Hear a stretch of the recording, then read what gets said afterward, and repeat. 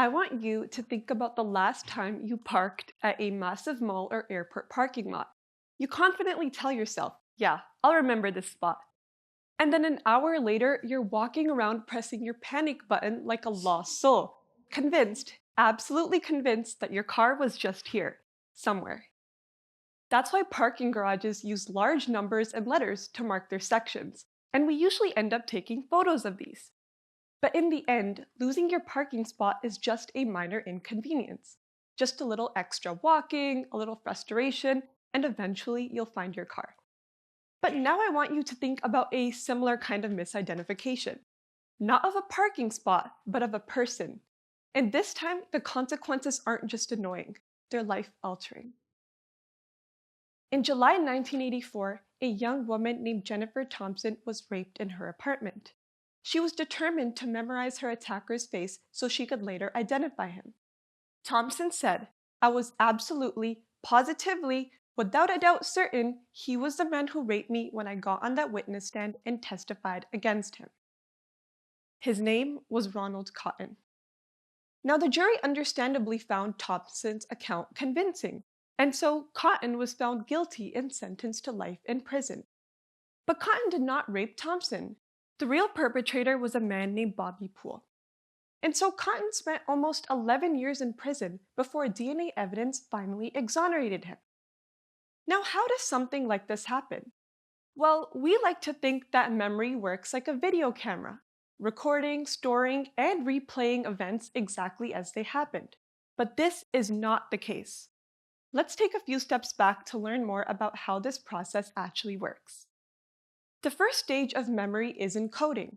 This is when we first take in information, and it's a highly selective process dependent on your attention. But imagine trying to record something when you're terrified in the dark, fighting for your life. The brain is not focused on details, it's focused on survival. So from the very beginning, Thompson's memory was filled with gaps. Next comes storage, the period where a memory lives in our minds. But storage is not passive, it's active. Details can shift based on things we hear, see, or are asked about later. For instance, after the assault, Thompson's conversations with the police and the process of reviewing photographs subtly shaped her original memory. And finally comes retrieval, the act of remembering something. And retrieval, it's similar to reconstructing a puzzle each time, but sometimes the pieces can get placed in the wrong spot. Retrieval comes in two forms. Recall is when we try to remember information without cues, and recognition is when we're shown options and asked to identify which looks familiar. Both can go wrong. Cotton himself made a recall error. When the police asked him for his alibi on the night in question, he told them that he was with his brother and afterwards had some drinks with friends. Later, Cotton's mom told him that he had been wrong. He was actually at her place that night. Now, this is forgetting in action. Forgetting is a natural and important part of how memory works. It allows the brain to filter out outdated or irrelevant information so that our minds are not overloaded with every experience we've ever had. But in this case, Cotton's natural decay of memory over time led to his inability to accurately recall details from that night. Thompson, on the other hand, made a recognition error.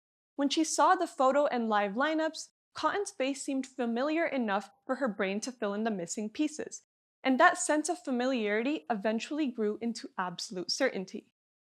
Now, the story of Ronald Cotton is not rare, it's representative.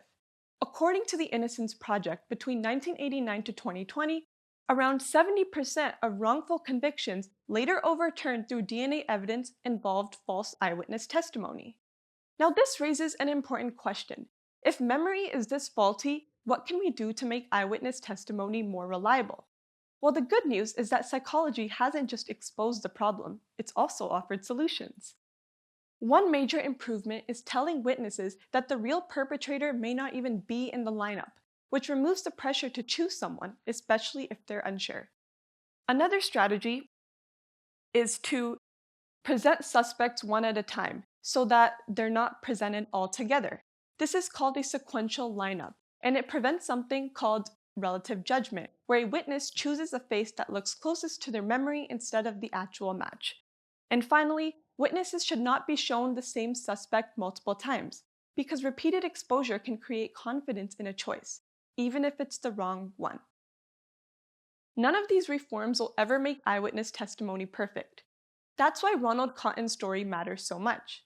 Cotton eventually forgave Thompson, and they even co authored a memoir, reminding us that eyewitness testimony does sound convincing, but it's inherently reconstructive. And unlike losing your parking spot, the cost of a memory error in court isn't just a bit of extra walking, it can cost someone their life. Thank you.